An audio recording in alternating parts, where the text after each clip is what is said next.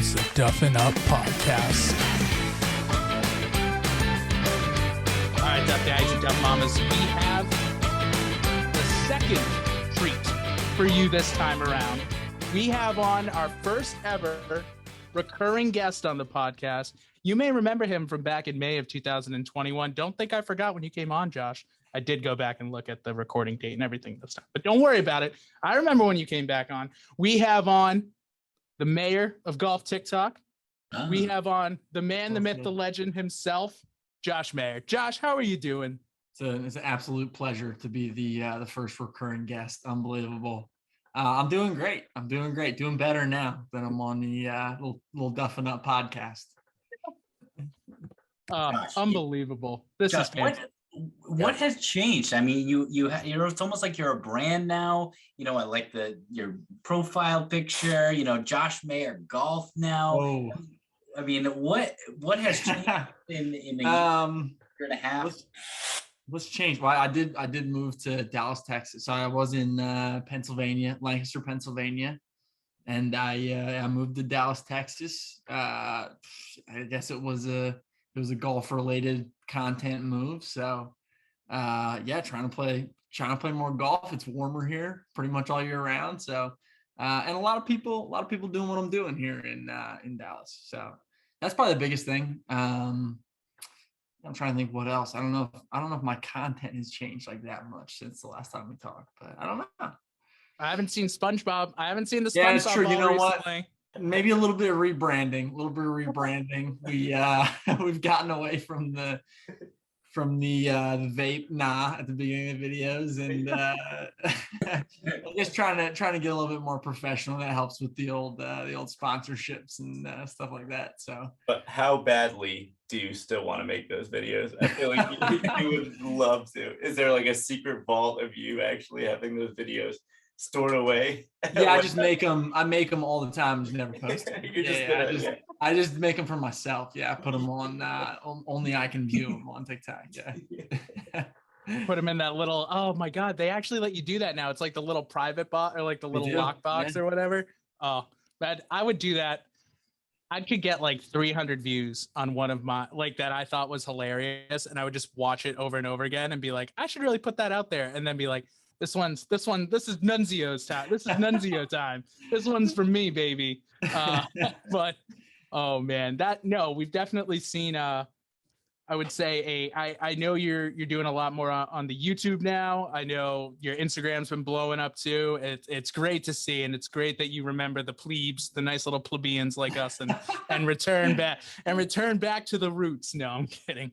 But I know when we originally talked about when you first got your start on social media, you were doing a lot of the golf trick shot videos in your basement, and then we go over to SpongeBob Ball for the kids, and I miss those very much. But I will say the one that you put out with the Korn Ferry guys and yourself trying to play with the world's smallest ball and the world's smallest driver. How did you even come up with that idea? Like that's an amazing idea. Yep. Yeah, I guess so I bought that little driver on Amazon. Dug deep on Amazon to find that guy. And I made a couple videos with it, just like me messing around, going to the range, trying to hit it and stuff.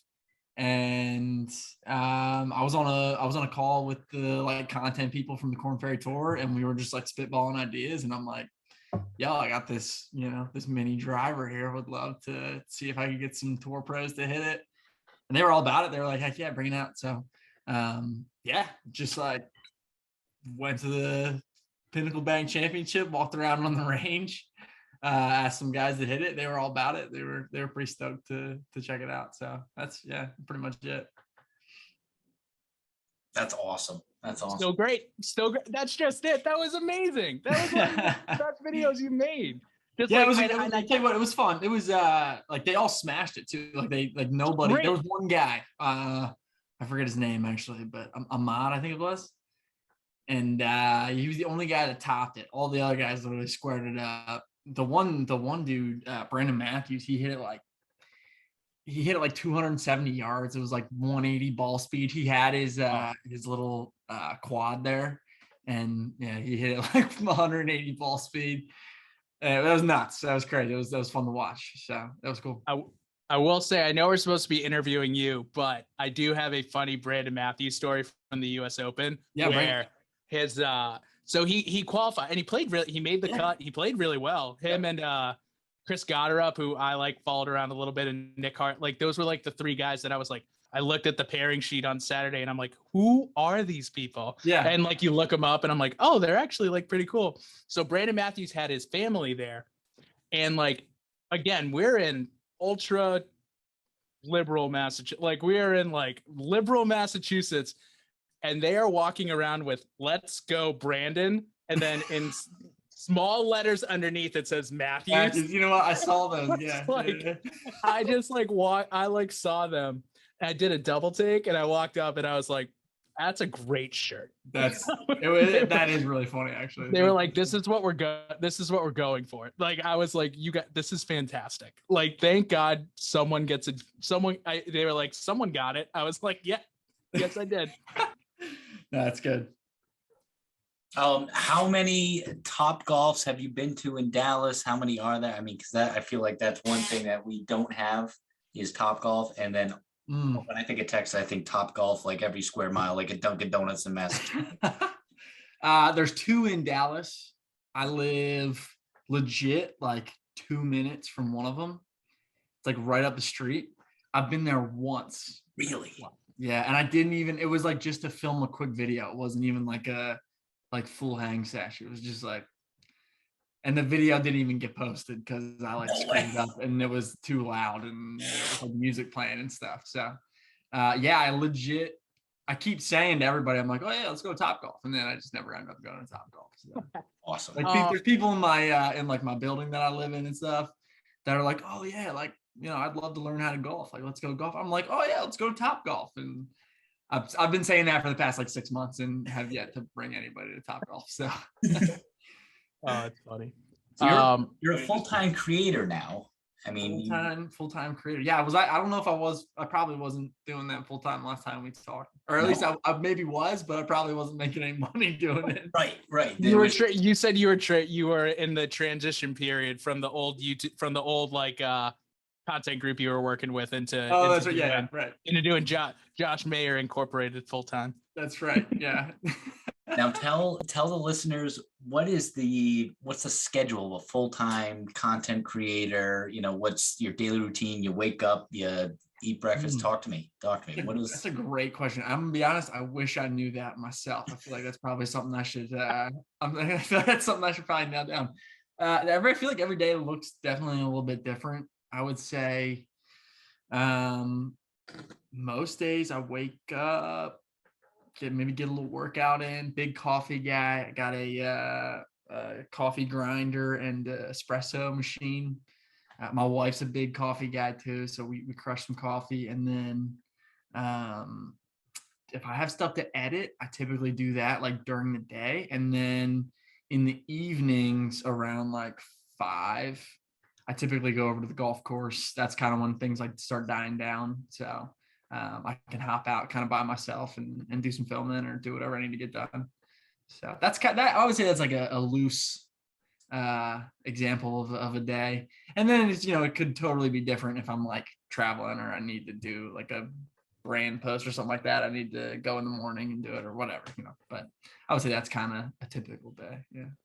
And do you have your go-to course now, like you did? I know the one in Pennsylvania was right next to your in-laws' house that you used to sneak on. Do you have one that like maybe like there's a cousin mayor down there that's like, come on, get on here, get on?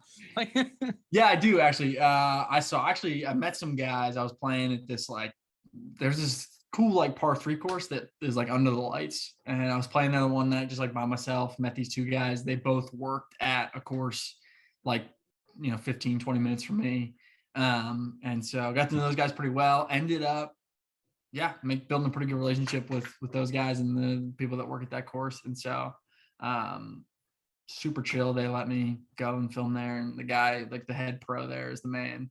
He's like helped me out with stuff, like got me clubs. He's like always offering to try and like get me a Callaway deal. And so it's been cool. He's super nice about letting me play there. And it's kind of like a semi-private course, so they still want people, like they still do marketing and stuff. So yeah, it benefits them, I guess, to have me filming stupid videos on their course. So yeah.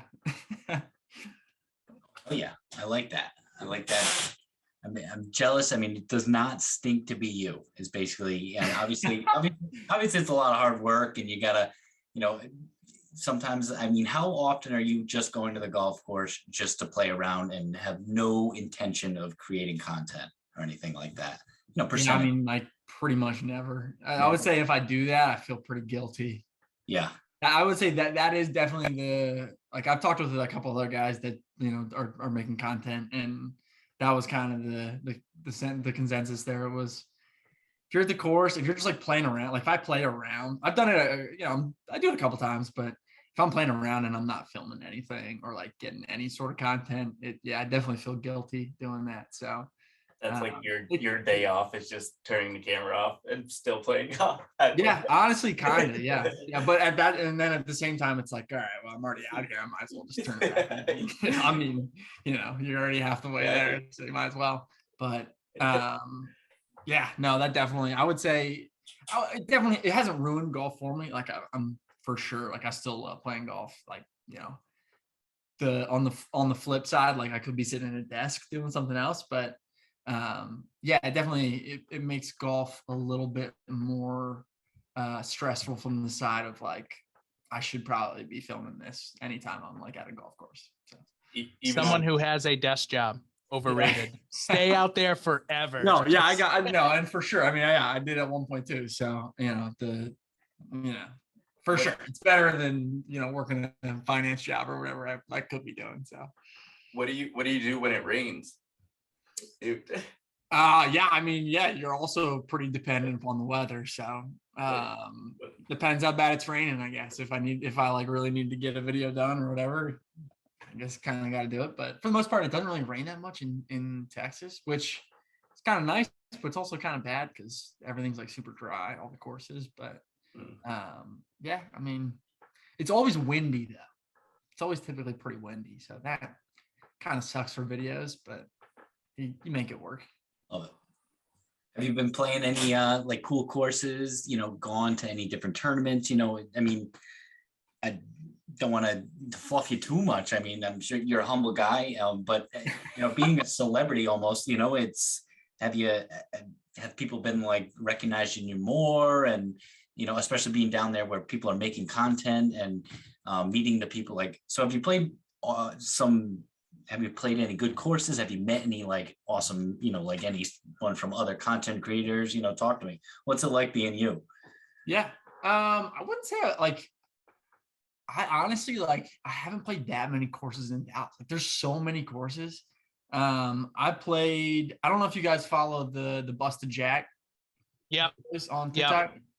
Yep. They're like 20 minutes from me. So I've done some stuff with them. They play a pretty nice like country club in North Dallas. So played that course with them. And then like a couple other public courses, but honestly got like most of the content I make is at Bridlewood, the course I go to pretty much every day. So I'm trying to think any cool courses. I haven't played a lot of cool courses. I've just gone to like events at some sick courses. Like I went to the Dell match play that was at Dallas or Austin Country Club, which was Austin Country Club was pretty sick. Yeah, that's awesome. Nice. That thing looks beautiful. That was pretty sick. That was a cool course. Yeah, I guess just like looking at nice. I've got to look at a lot more nice courses, but not necessarily play them. So.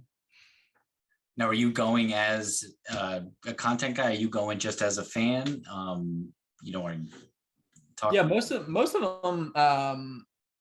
The Dell match play, I was doing some stuff with just like NBC with the Golf Channel. I was just like, hey, I'm pretty close to this. Like, you want me to just go and make some content? And they're like, so they got me tickets for that. And then for the Charles Schwab, that was actually pretty fun at Colonial in Fort Worth.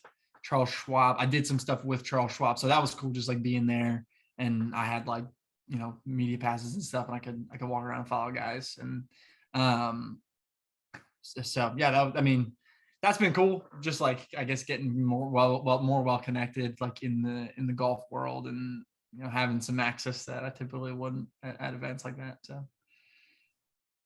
No, that's awesome. And probably coming up this year, they got the Houston Open, the Texas Open, the every other open. I feel like every other week is in Texas. So, because there's so many good damn courses down there, it's unbelievable.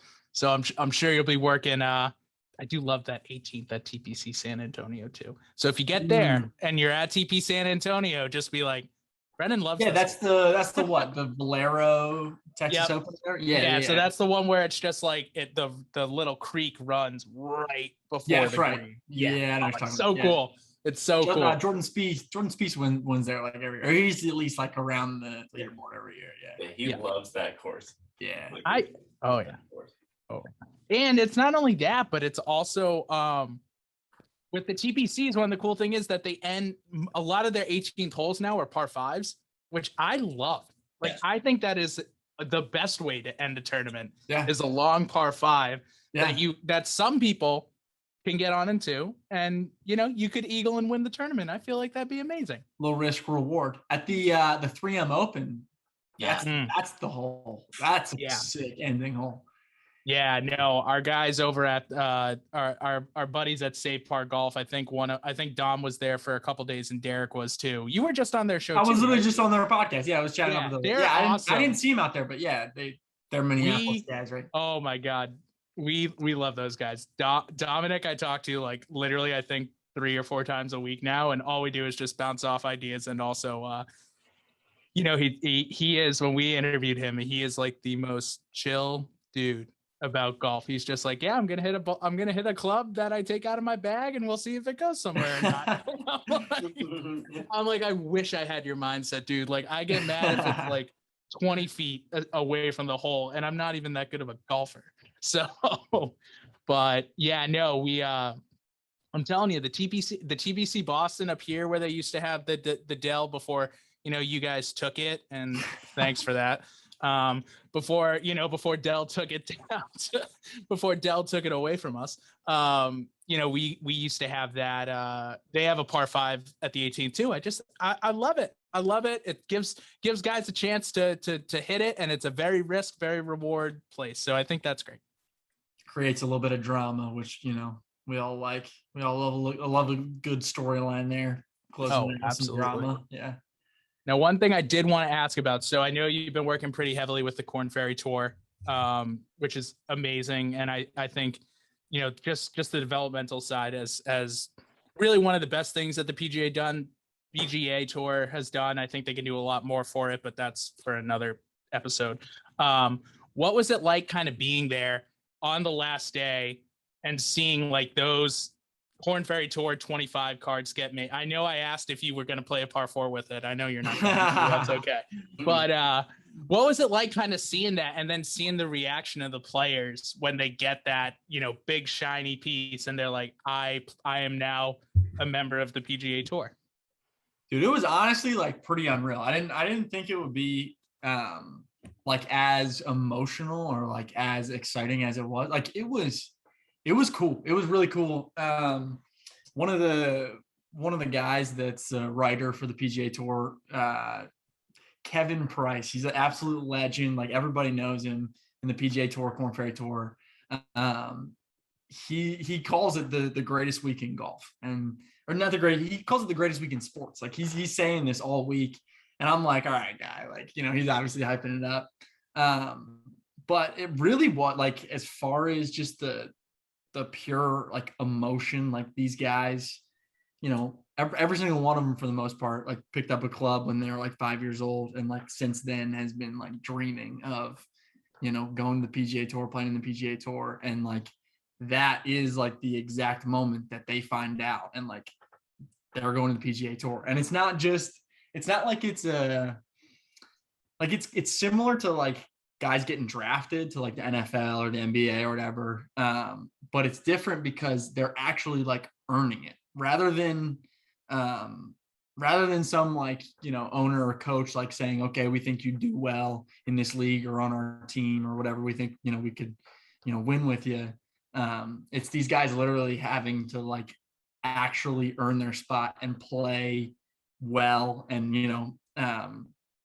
dig it out of the dirt and like really do it themselves, and then they basically get drafted to the PGA Tour. So kind of like, yeah, similar emotions to like a draft party or something like that, but at the same time they're like really earning it, so it just like means so much more, which is really cool. It's cool to see. Oh, that's so cool. It's not like who you know or who you shoot. Yeah, right. It's like your number is a number. This is what you made it, top 25. That is so cool. Right. What an event to be a part of. That's awesome. It was, yeah, it was really cool. I was so glad I went. It was kind of a last minute thing too.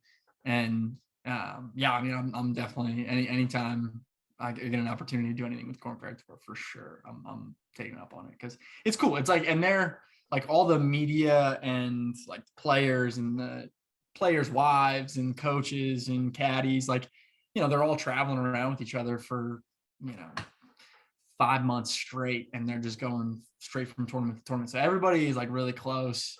And yeah, it's just it's kind of like a family atmosphere, and like everybody's rooting for everybody to like, graduate from the Korn Ferry Tour. So it is pretty cool. Definitely a really cool atmosphere in golf. And I don't think I don't think it's something, not to get into live stuff, but like, I don't think it's something that any other like league could replicate. So cool. Oh, don't worry, we'll get into. I was gonna say, yeah, later. We're definitely getting in there at some point. So yeah, we literally have to. Like, it's now to a point where it's like we tried for a long.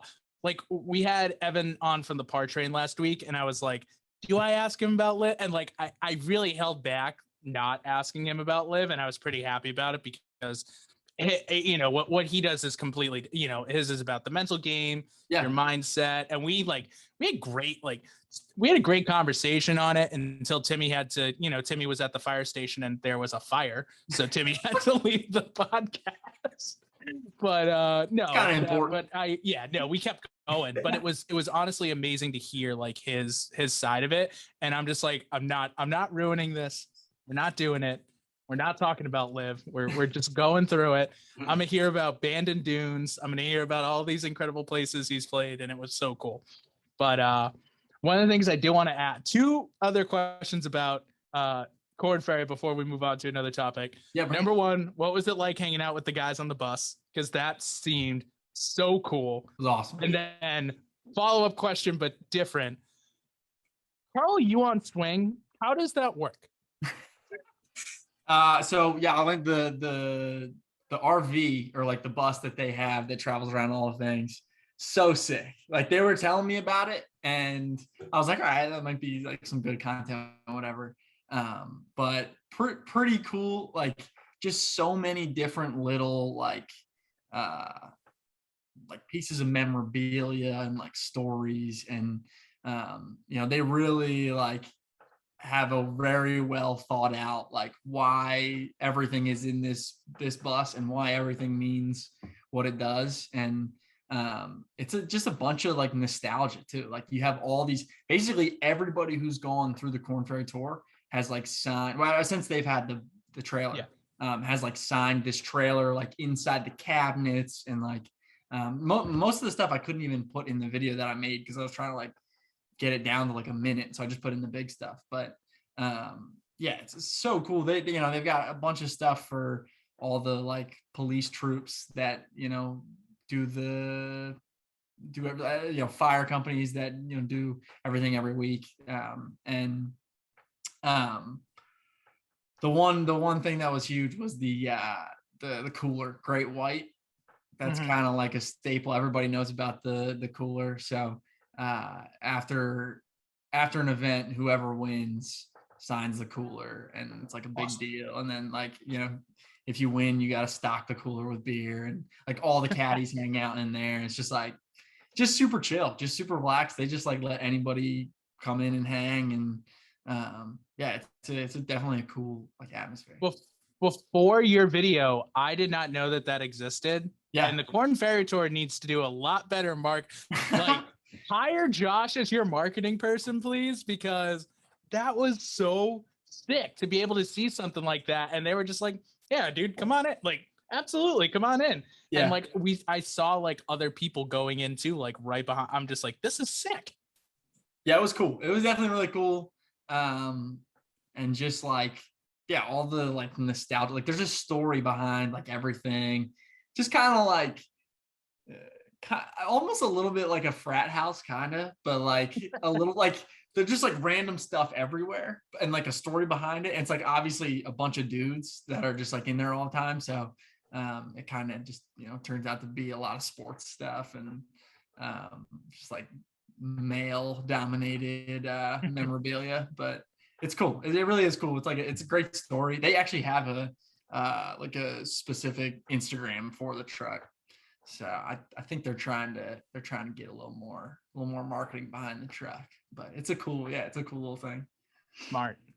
Now, the more important question: how does Carl Yuan swing like that? Carl Yuan. All right. So this was I mean, yeah, I had a lot of questions about this too, like leading up to it. And from what I understand, I didn't get to like talk to him or anything, but from what he speaks English, right? Yeah, like, he's been here for a while, I think. Yeah, or he played college golf here, I think, too, right? Yeah, I think he played at Washington. Gotcha. Okay. Sure. But yeah, I was asking them about that too, because he's got a whole like warm up routine as well that he does, and it's wild. I mean, he like stands like his back facing the range, and he'll like hit golf balls backwards just in case he's like ever in a situation where he's like pinned up against a tree or something like that. He's ready for anything. He'll do this kind of stuff. Yeah, he'll just like straight toe shank a couple in a row just to like just in case he's ever in a situation where he needs to like toe shank one. I don't know. But it's a really weird whole thing he's got going. And then obviously like on a lot of his swings, he's got a nice little one-handed finish, or he kind of goes into like warrior one yoga pose or whatever. But from what I understand, the people like in the media at the Korn Ferry Tour said it's mostly when he's like feeling himself and he's like playing well and there's cameras around, and like when he's like feeling pretty good, that's when he's like, and they've asked him, he's like, you know, when like, why do you do this? Or like, why do you do it sometimes and then other times you don't do it? And like, and he just says like, whenever I'm feeling good, like I just, you know, if it happens, it happens. And so I thought that was kind of funny, but yeah, definitely a crazy swing. That's hilarious. He's out there peacocking on the Korn Ferry Tour. Yeah. That's awesome. The funny thing is like all the one-handed finishes and stuff, like, or he'll like make it look like he shanked a drive, but they're all like spot on. Like I'm watching him on par 3. Him and his caddy are talking about where he wants to aim it. He, you know, hits a 5-iron like exactly where he wants to aim it, and like has like a one-hand finish, and like looks like he's all upset, but it's like it goes exactly where he wants it to go. And yeah, I mean, it works for him. He was number 1 on the points list, and you know, he's obviously going to the PGA Tour, and you know, a lot of guys are saying he's the real deal. He's gonna be winning on the PGA Tour. So out there Hidekiing hard, Jesus, like yeah. I saw when Mark Hubbard did that too at the Rocket Mortgage, when he dropped his club and it went in. I'm like, and when it went in for the hole in one, I was like, you know what? This should be a birdie. You should get a 1-stroke penalty for saying that for throwing your club because you had a bad shot going in. Oh shit. Hey, since we last talked, do you have any hole-in-ones? No, definitely still no hole-in-one. Still searching for that elusive hole-in-one. Yeah. He was dreading it. He was absolutely dreading it. Oh shoot! Oh, don't ask it. And still no one else here either, right, Brent? Oh, you guys don't have any hole-in-ones either? No. Still, so 0 altogether. I gotta work on hitting greens before I can hole-in-one. Yeah. Has your game improved at all? You know, what are you working on? Are you working on anything, or are you still mostly just doing like quirky content, or are you really grinding on the range, and you know, is it paying off?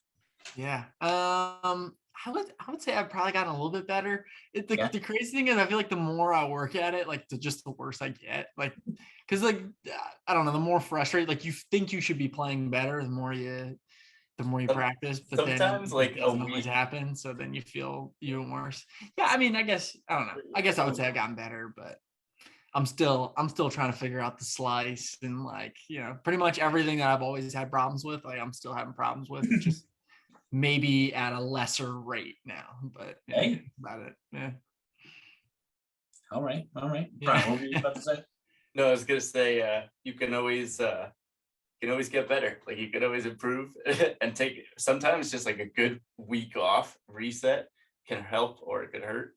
Dude, for sure. Yeah, because I'm always trying to like self-diagnose my swing. I need to go get lessons. Yeah, you gotta set the bar lower. You're gonna you gotta just take a week off or something. I know that in what you do, that's tough most times, but you're always on the go and then doing stuff. So it's hard to just like sit back. But I feel like that helps so much for our game, or just go the other route, I guess. For sure. I don't know. Yeah, definitely. I just need I need to like take a month off and just like go right after that month, go get a lesson, just like restructure my entire swing. Yeah. I feel like that could do me some real good. It's like you're so mental. Maybe I'll make a YouTube video about that. Oh, I like it. Take a full month off, don't swing a club, and then the first time you swing back, just go to like a coach and like restructure your swing. The off season's coming up, man. Just take the month of September. That's actually not a bad idea. Take the month of September off. That's perfect. You got the golf off season coming right up. That's great for you. Watch out, Korn Ferry Tour. Josh Mayer gunning for you. In the PGA. That's awesome. One of the I did see I don't know if you posted it today or if it was yesterday, but I saw you you officially collabed up with Zach Blair from the Buck Club. Oh, I did. Yeah, my guy Zach. Yeah. How was that? Yeah, that was fun. That was good. He's a good dude. He's a cool guy. Yeah, I've been rocking his stuff for a while. Big Buck Club guy, and I was out at the Korn Ferry Tour, and the first day I didn't even realize he was in the field, and I looked at the field. Yeah, he's back. He's playing. Wow. Yeah.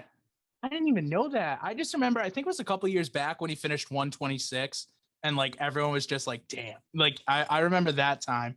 I didn't know. I thought he was I didn't know if he retired or if he was just kind of not playing pro golf anymore, but that's crazy. So he had shoulder surgery. His shoulder surgery, and then he also like had a kid, and he's like building the golf course. So a lot like all three of those things, I think he kind of just like took some time off. So I think he took 2 full years off. And but yeah, now he's back. He's he's fully healed and stuff. So he's playing, and I think he had a top 20 finish. I mean, he was like in 3rd place going into the final round on the Korn Ferry Tour. So he's playing really well. But I saw him out there. I saw him on like the tee sheet on Thursday, and so I'm like, I'll follow Zach Blair for a little bit.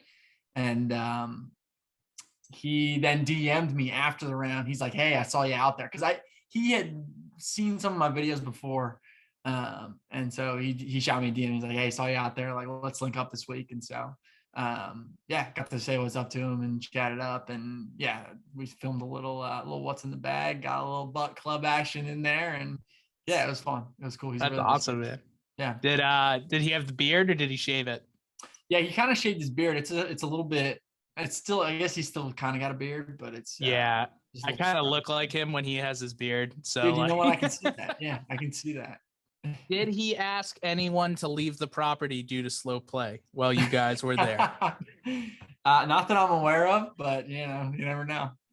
Oh, I absolutely love that. That's like the tagline. Slow play will be slow players leave the property. Yeah. How's so were you able to talk a little bit about like the golf design, like what he's thinking of, because he did buy the land, I think, in South Carolina, correct? So as far as from what I understand, from what he told me, the one in South Carolina is not gonna be like the Buck Club. That's just the tree farm or gotcha. Whatever the course he's making now. It's not necessarily like directly connected with the Buck Club. Because it's like his course. It's not Buck Club. It's right. It's Zach I think I think that's kind of how it is. Because I think he wants the Buck Club. He said he wants the Buck Club to be in Utah. So, yeah, because that's where he's from, right? Right. So gotcha. I think he's waiting to, I guess, buy land in Utah and do that at some point. So I don't know. That's sick, though. I mean, Yeah, when I'm down in South Carolina, when he finishes up that course, I'm definitely going over. I think I saw he's got like he's gonna have a couple bonus holes and everything like that too. Yeah, I saw some of the designs for it and stuff. It looks pretty cool. He's definitely got some unique like ideas and like the way he's gonna do everything. So pretty cool. Yeah, I would say Zach's a unique person too. So. Yeah. No, yeah, definitely a cool guy. Just yeah, for sure. Josh, could you see yourself going like the caddying approach? Like, would you ever consider being a caddy or kind of like? Dude, I mean, honestly, caddying would be cool. I don't know if I like know enough about golf to be like a proficient caddy, but those guys are cool. Like they've got cool jobs. The guys on the Korn Ferry Tour are grinding. They're grinding out there. Unless you're with like a top, 10 guy, or like a top 25 guy, it's tough out there. But yeah, I mean, like if you're caddying on the PGA Tour, that's pretty sick. It's not a bad gig, but you definitely got to know what you're doing though too. Which I don't know. I don't really know what I'm doing, but that would be cool. That'd be fun. It'd be a good video to do like a PGA Tour caddy for a week or something like that. Yeah. Didn't like Akshay Bhatia's like girlfriend caddy for him, and he won one of the Korn Ferry Tour events this year, something crazy like that. Yeah, she did. Literally the first event of the year. She caddied for him and he won. Just take a plane to the Bahamas and get on him. Dude, but I mean, it's honestly hilarious, like correlation, but it's like when you're just like casually playing with your girl or like just with her on the course, I feel like it's so much more laid back and you're not in your head, and those are some of your best rounds. I feel like it's just. Yeah, those like evening rounds where you're just like not really worried about your highlights or anything. Yeah. And highlights and that. So it's like a secret in the sauce. Yeah, keeps you relaxed out there. Right. Bigger picture. Plenty of tour players have won with girlfriends and. Yeah, no, it's true. There were a couple guys on the Korn Ferry Tour that had like their wives caddying for them. Yeah. Nick Faldo's wife caddied for him. Lee Westwood's girlfriend, fiance, wife, whatever. Yeah. We don't actually know. We just know that classified. We knew when he was playing on the PGA Tour, if his wife was caddying for him, he was going to finish in the top 5, and if his son was caddying for him, he would miss the cut. So we would do our betting on that based on his caddy. Based upon the caddy. When we found out who his caddy was, we made the bets. That's funny. But yeah, so I know. I mean, so the Pinnacle Bank was out in that was Nebraska, right? Or Nebraska, Omaha, Nebraska. Not a lot going on in Omaha, Nebraska. Had you been there before? No, that was my first time. First time in Omaha.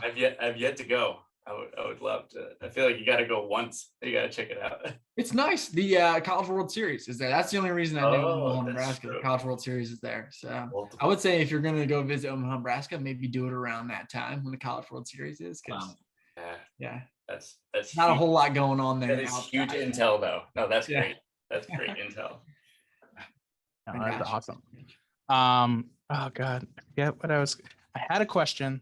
I know we're gonna get into the live stuff, so I wanted to kind of go on some other routes before we do that.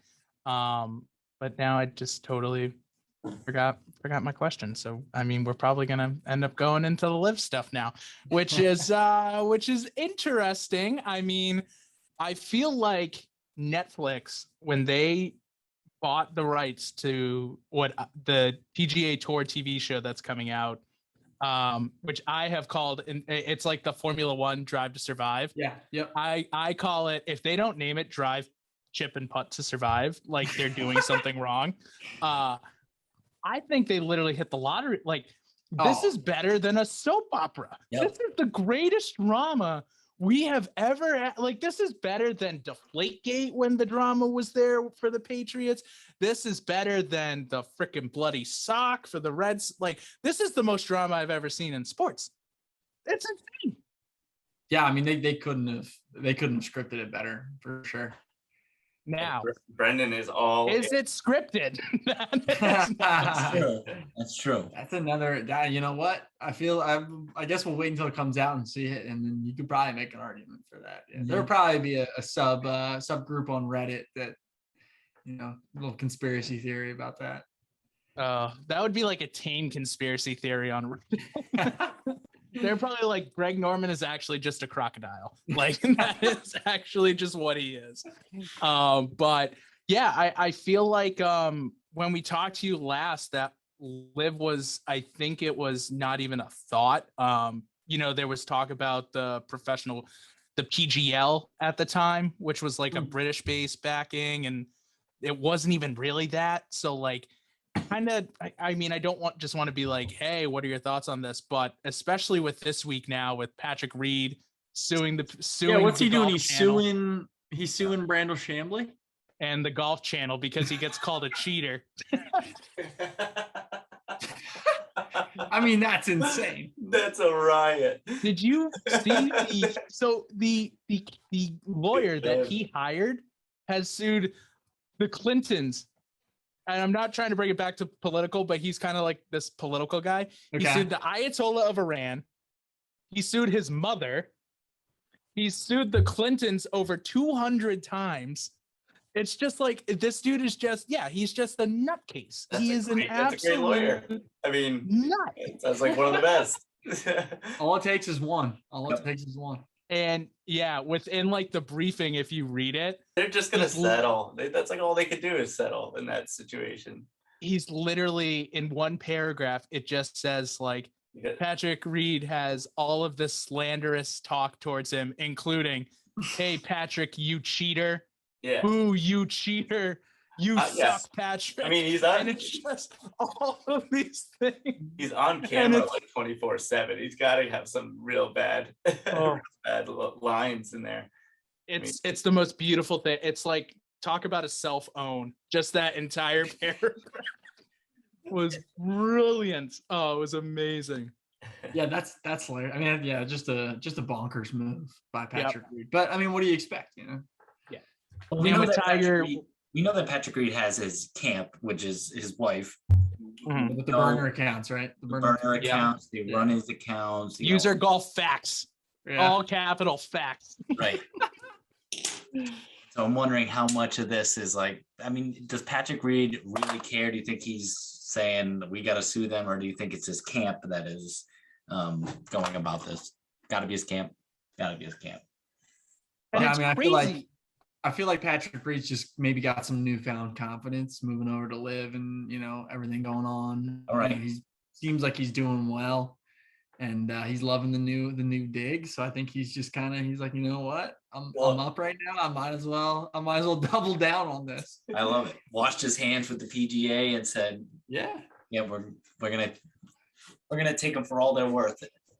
How much did he go over there for? I don't even know the number. They didn't report it, but I'm guessing. I mean, they're reporting. There's some of the numbers that like I seriously don't believe, and then there's some of the numbers that I'm like, yeah. So like when they said Pat Perez got 15 million, I'm like, that makes sense, right? Like that makes sense.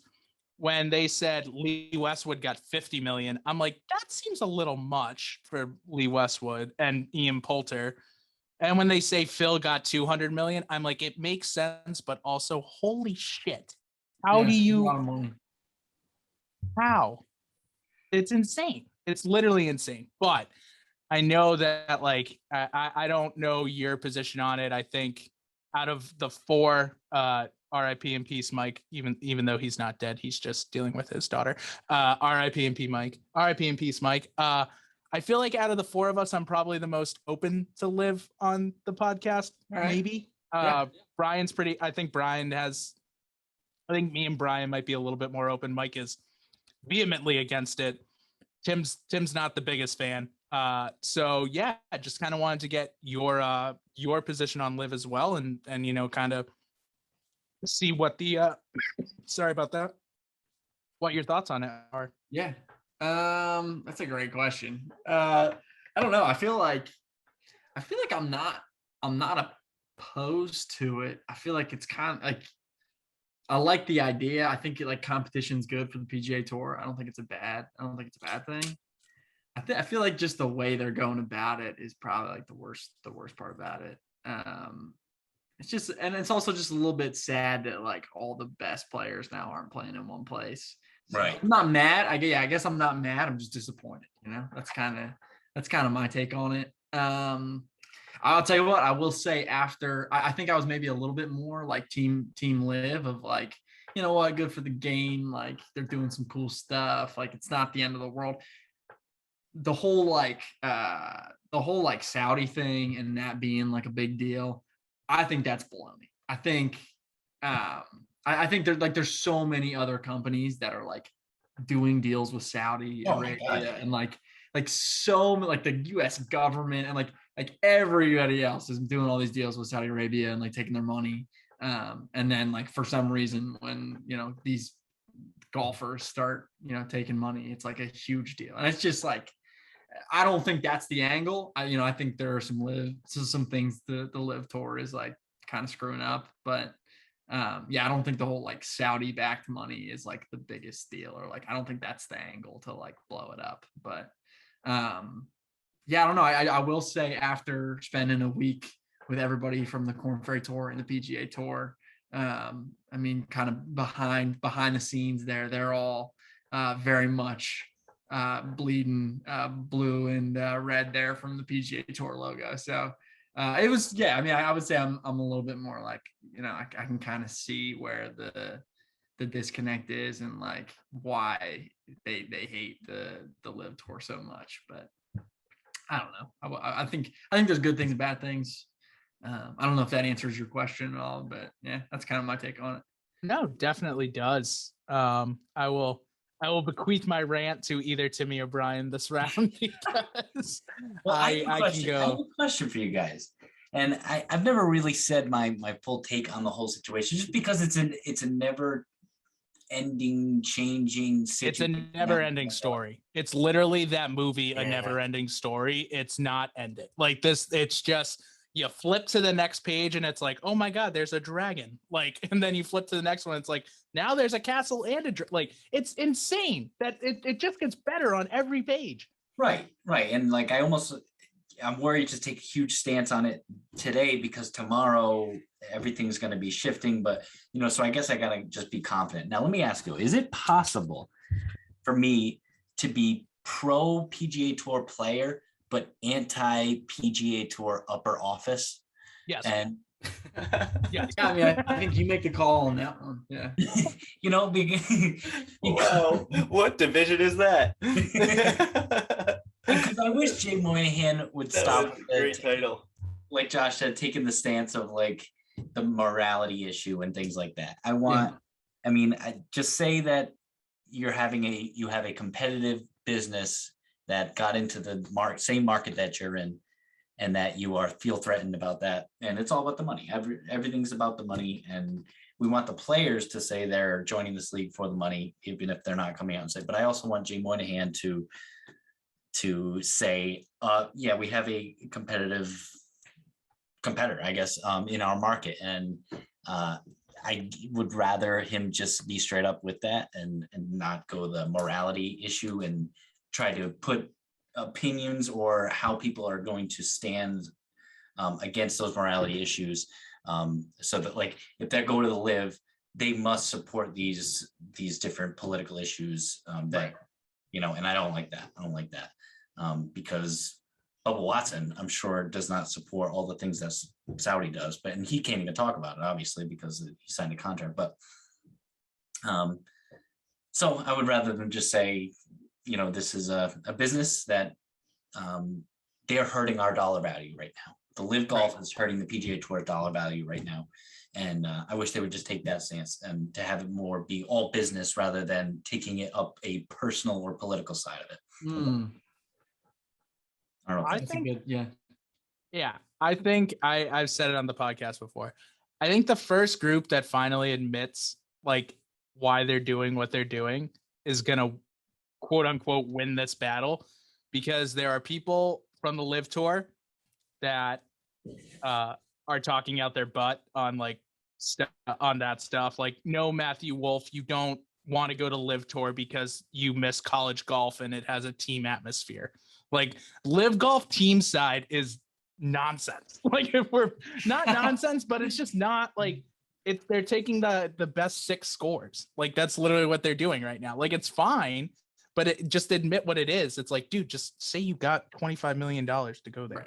Pat Perez and Graham McDowell are the two guys that I respect most who went to Live, because they literally sat on the stage and said, these guys gave me an offer. I could not refuse it. I came. That's all they had to say. Right. They said, I came for the money because they gave me an offer that I couldn't refuse. And Pat Perez went on. He's like, I'm 46 years old and I can't compete on the PGA Tour anymore. And they offered me this money. This was like, yeah, no, I'm coming. Like, sure. do it. They're going to coexist. They're going to coexist. Yeah. It's down to the point where they are going to be, the Live Golf is not going anywhere. Yeah. So, and if the PGA Tour, if Monahan just went out and said, for me at least, like, hey, look, number one, we hate Greg Norman because they hate Greg Norman and the PGA Tour hate each other. We'll just get that out of the way now. We know it's true. I want to like him. I want to like Greg him, Norman was my favorite. Greg Norman was one of my favorite golfers growing up. I'm telling you, he's not wrong. He is the guy from the Big Lebowski. He's not wrong. He's just an asshole. That's the problem. But yeah, everybody hates Greg Norman. It's crazy. Everybody on the PGA Tour side absolutely hates Greg Norman. No kidding. They do. Yeah. Oh, least surprising news ever. Yeah. I mean, but like it's a deep hatred. They're all like, oh yeah, even when he was like playing on the PGA Tour, everybody hated him. Just don't mention his name. Yeah. No, you're straight up. It's like, yeah, it kind of is. Yeah. Brendan noted. I know. I can't. Yeah, he was one of my favorite golfers. Brendan's gonna be really confident when he's on stage. But I would just say, like, if Monahan went out and said, hey, these guys signed their deals with us, they broke the deal where they're more than welcome to leave, but they're not coming back, I feel like it'd be done and dusted. And it'd be, instead of, this is fake golf, like, it's not fake golf, it's 54 holes, it's different, it's very different, it's not as I think we can all agree it's probably not as competitive. It seems like the vibe is completely different, which is fine. But if he just went out and said that instead of oil money, amateur or exhibition golf, not real, no sponsors, all that stuff, I think they would have been in a much better place. Yeah, I would agree. Ooh. As I put myself on mute, so I cough. Some people love talking about Live. I'm not a huge person who loves talking about Live. Josh, do you feel like, are you someone when you hear someone talking about Live, like whether it's on another podcast or in real life when someone asks you about it, do you feel like you kind of want to go away from it and you don't want to talk about it, or is it something that gets you jacked up and you want to talk about it? Yeah, I mean, I don't know if it like gets me jacked up one way or another. I think it's just like, I'm definitely like looking at it, just like observing it, like, ooh. I think regardless of what side you're on, it has definitely grown the conversation around golf, and like news outlets that would not have even mentioned the word golf before are now talking about golf and like the inner workings of the PGA Tour and Live and guys who are playing. And so in that sense, I think it really has like definitely gotten a lot more clicks and a lot more eyeballs on the game of golf, which, trickle down effect that does also help me too, like with more people getting into the game and stuff. So I think from like, yeah, if you like really zoom out, like it definitely is, the conversation between the two is growing the game of golf. I like it. Yeah. I like it. It's a good way to put that. Yeah. It's definitely like, some people, I enjoy talking about it. I do think some people will say like, I'm either too pro PGA Tour, I'm pro Live. I'm kind of in the middle where like, I accept it for what it is. And I think that's what people need to do. Yeah. I also think, and again, it's more of an online thing. But even now the play, like and maybe it's the players from Live after what happened at the major championships where like, yeah, they weren't welcomed by like the PGA Tour. Like, we need to be honest about that because it's 100% true. The majors, especially at the Open Championship, you could tell like they didn't want them there. So that was interesting. And then, yeah, so I just think on that side, it's a little weird. Like it's just different right now. And it's a different vibe. And it's a vibe that I was not expecting from either side, to be honest with you. What was the vibe at the US Open? You guys were the US Open, right? They all missed the cut. I guess that's true. Yeah. Everyone but DJ and Richard Bland missed the cut. But it was people were still following around DJ a lot. It wasn't like old. I will say it was a little different than older DJ though. Yeah, I felt we were all rooting for Rory at the end there. I feel like that was like the communal. And I mean, I like Matt Fitzpatrick now. I mean, I think he's definitely on my list of like a good guy. Like I think that I could root for him. Like the vibe was just kind of like, oh, Rory's down. It's like, okay, now let's see him and Zalatoris battle it out. And it was like, okay, this is like the newer age of the PGA Tour. And this could happen a lot, which would be great. Like a battle between just like the young guys. Which I feel like that's kind of been this entire year. Has been just like young guys just cleaning house. And I feel like it's just so shooken up that the young guys are just dialed in, and they're like, this is it. Like we're the new age. Sure. No, it's fun to watch. So I mean, it's a good. Yeah, I mean, like Scotty Scheffler, Will Zalatoris, Cam Smith. Scotty Scheffler seems like the most just shows up to the course and just swing. Like I feel like he's got your style of golf where you're like, I don't care like what I do, if I play well, if I don't, it's just like I'm here to have a good time. I feel like he's just I mean, the guy does like his heart rate does not go up. Yeah, like say he like hits good shots by accident. You're just He's just like, like that's your miss. It's like I picked my spot and like, just committed the shot, and like that was pretty much it. Like that's like his entire press conference. He's just like, picked up my target and did a pretty good shot. I did the best I can. Nice, Scotty. He's one of the Masters guy. I will say though, then I feel like the US Open was like with that, like everyone was rooting for Rory, like it was nuts. Then the Open Championship comes, and now like everyone was like, that was amazing. And now looking back at it, it's like, oh, Rory lost to the guy who's going to live for $100 million. Yeah, like everyone there was like, I don't feel that bad because like we all really like Cameron Smith. And now like the PGA Tour was like pumping up Cam Smith and saying how great he was. And now it's like, oh, by the way, he signed his $100 million live contract and he's piecing out. And now they're just like nothing. I have heard a lot of conversation about the Australian guys though, like really wanting like taking a little bit more interest in the live tour, just because I guess Norman the whole like I think next year they're doing a whole like Australian leg of the tour or something like that. Or and the PGA messed up. The PGA was going to with their international series. The one place they did not put an event is Australia, which is the third largest golfing country in the world.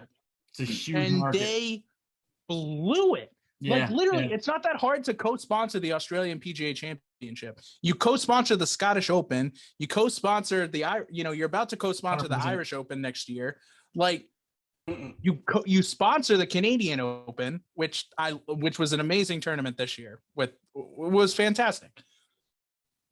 And you just totally left the South Africans and the Australians out to dry. Yeah. Why do you think they're going in flocks to live?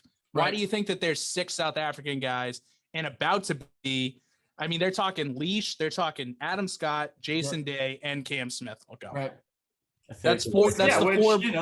For them, I mean, to make it, obviously they're going to make a ton of money, but at the same time, like, they're going to be bigger in like their home market. Like, that makes a little bit more sense. Like that's probably a little bit more enticing for them and shorter flight for sure. That's easily 4 of the top 10 Australian golfers of all time, just in that group. I've heard Jason Day wants to go, but he's got a feud with I guess that's a known thing. He's like not the greatest friend with Norman. You heard it here. Really?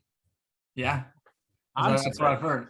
I did not know that. That's interesting. Yeah, supposedly they've got a little feud going. So if Brendan would be the guy to know that stuff. So that is breaking news. Yeah, I don't know. I actually don't know what it's from or whatever. I just like have heard people talk about it that Jason Day and Greg Norman aren't the closest, and it's like pretty well known thing. Hilarious feud. What a surprise. Greg Norman feuding with someone who I mean, as far as I understand, Greg Norman is literally feuding with everyone at all times and has been feuding with everybody since he's like been on the PGA Tour. So it's gotta be exhausting. Yeah. I can't imagine. That's insane. But that's unreal. Do you think us as Americans, like, we don't know anything else, and all we know is PGA Tour being the biggest and best, at least in our eyes?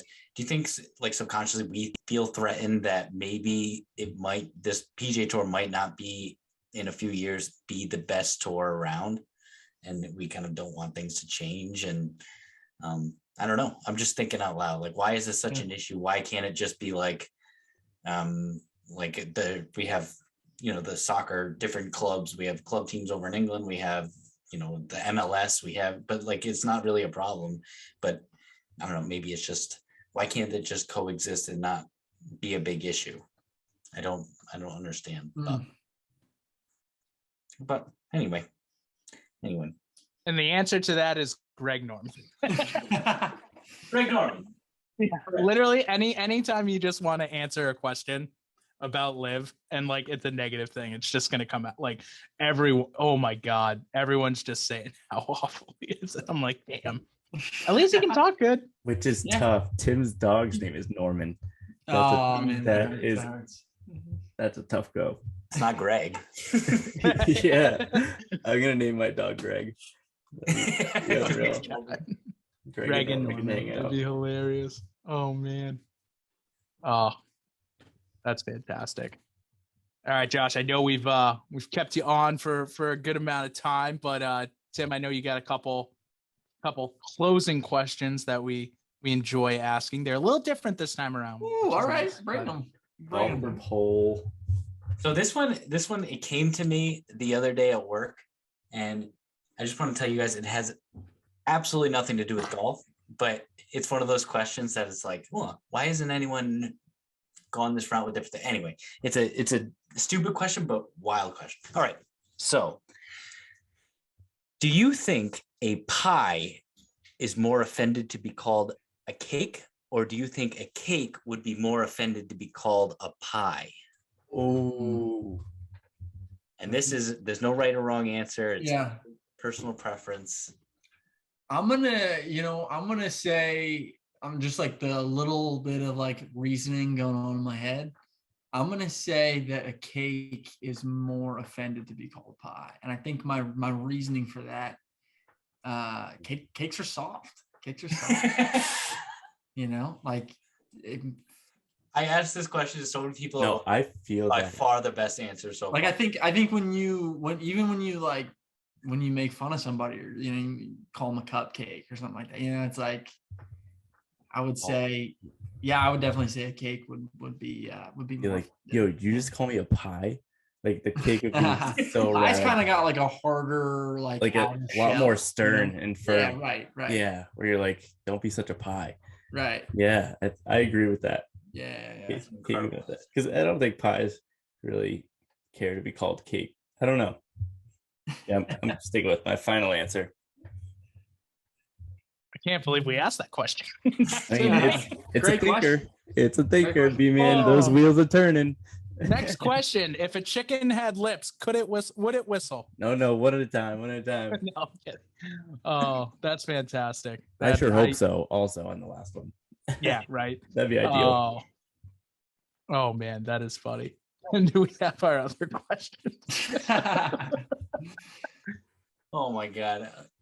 The other one that I wanted to ask our buddy from the Par Train, and I asked this with Brian. We were in the car. Are you more excited to get back out on the golf course after a round of golf if you play that round well, or if you play that round horribly? So say you play a round that's horrible, are you more excited to you're like, I got to get back out there and redeem myself? Or if you play well, are you like, I got to get back out there. I'm fiending, I'm hitting it well. When are you more excited to get back out on that course?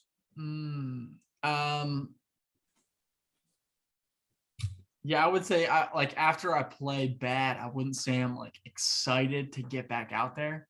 I would say there's just like a deep inside of me. I'm like, I need to get back out there to like get better and not be as bad. So I would say that kind of overpowers the on the flip side. If I play well, I would be excited to get back out there, but the need to get better maybe overpowers that when I play that. So I would say, I guess to answer your question, I don't know if that made any sense, but to answer your question, I'm quicker to get back out there when I play bad, for sure.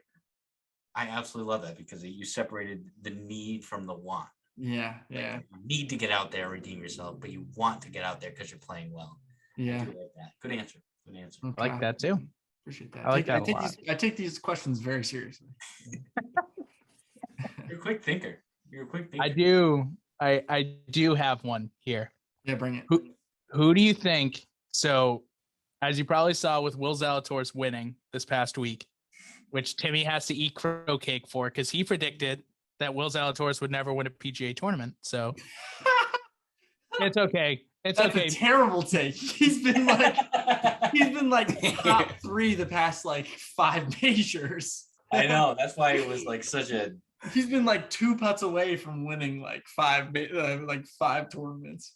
And to be fair, we had nothing to lose. Green at the U.S. Open, and if he makes that putt, it's going to a playoff, and he missed. Thank God. But there was a lot of times where I was sweating it through. The best part about the U.S. Open one too is 6 days before the U.S. Open, Mike made his crow cake bet that Matthew Fitzpatrick would never win a major, and then down that one went as well. Wow, you guys are 0 for 2 on that. So are you guys just making calls and saying the opposite? Is that just what you want? They're gonna win. Apparently, but now we got to make 2 crow cakes, and Timmy has to eat one, and Mike has to eat another. Who'd you say, Brendan? Brendan, who's your guy? I honestly might have said Cameron Smith won't win a major, so that would be 0 for 3. I forget what my crow cake bet was. Hopefully it wasn't Cameron Smith would win a major. But my question is, what is a worse feel? What do you think would be a worse feeling? Going through an entire PGA Tour career as a caddy and never winning, but guys you have caddied for also didn't win. And but you have to live with the fact that you never won, and your players also never won, or you getting fired and the next week your player wins. Oh man, that's what's a worse feeling situation you're thinking about here? I am, because Will Zalatoris fired his caddy and then won a tournament the next week. Oh yeah, I would say it would be much better to be a caddy for a long period of time and not have any of your players win. If we're talking specifically Will Zalatoris here, yeah, I mean, that guy my man did not make too bad of a living there for the past 3 years. I mean, it's been pretty good. All those top 5, top 10 finishes Will Zalatoris has had. He sure didn't.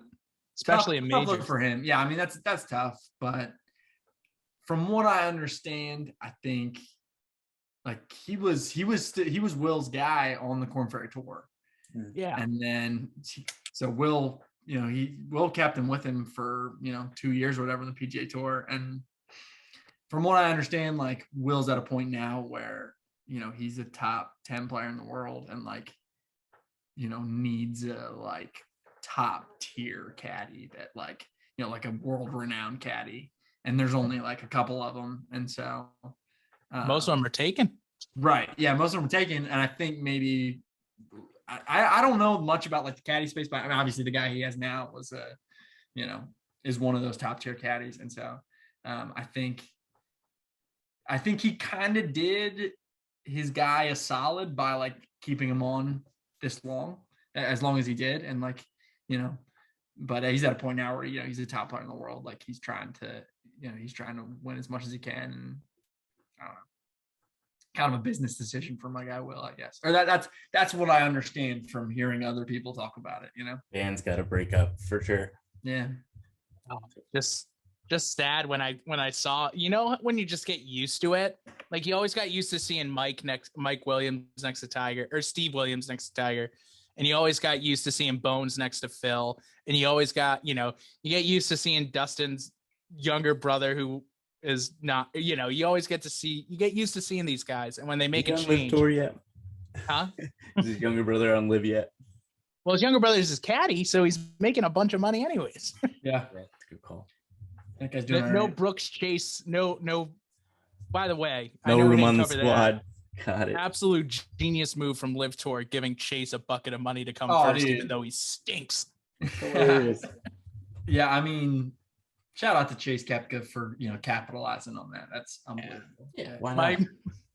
It's literally like back in the day when you were in school. It's like, yeah, well, my older brother can beat you up. My older brother can beat your older brother up. Like, for that's sure literally motivating. what they did. 100% motivating. He's like, do I play on the Latin America tour where I make zero money, or the Live Tour where I can come in last place and make 150K?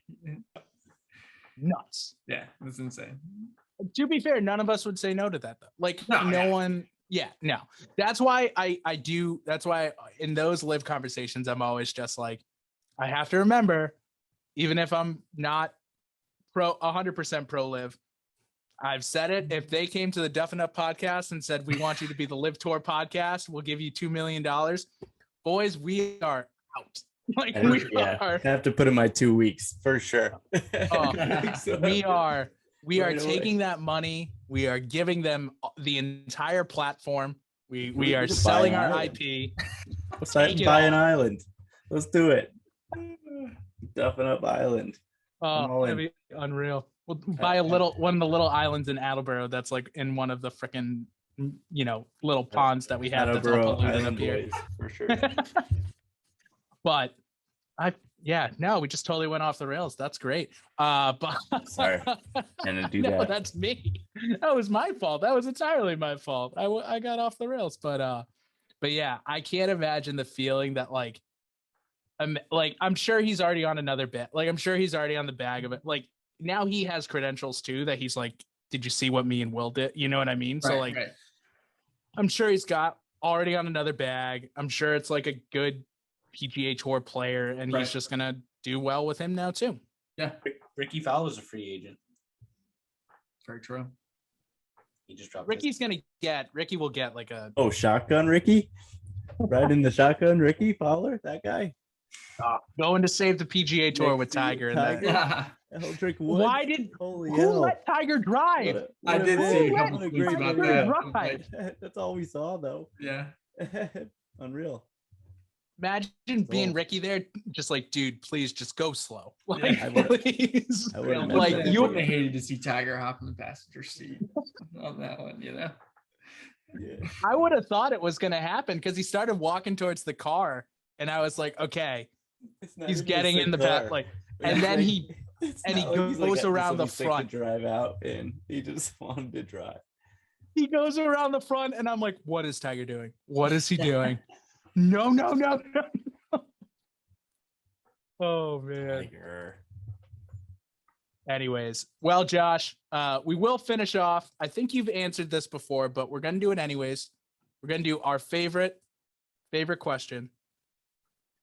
If you in your backyard, you have one hole. Yeah, I did answer this question before. Yeah. Mm-hmm. Has it changed? No. Has it changed? Yeah. You have been to a million. No, I mean, you haven't been to a million, but you have seen some of the most beautiful courses in America. Has it changed?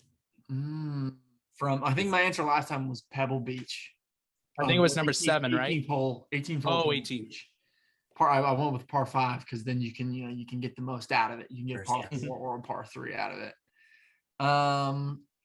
Has my answer changed? Dang, I feel like I need to come up with a better answer here, but I'm kind of blank again. To be fair, Pebble Beach 18 is one of the most renowned holes in the world. So yeah.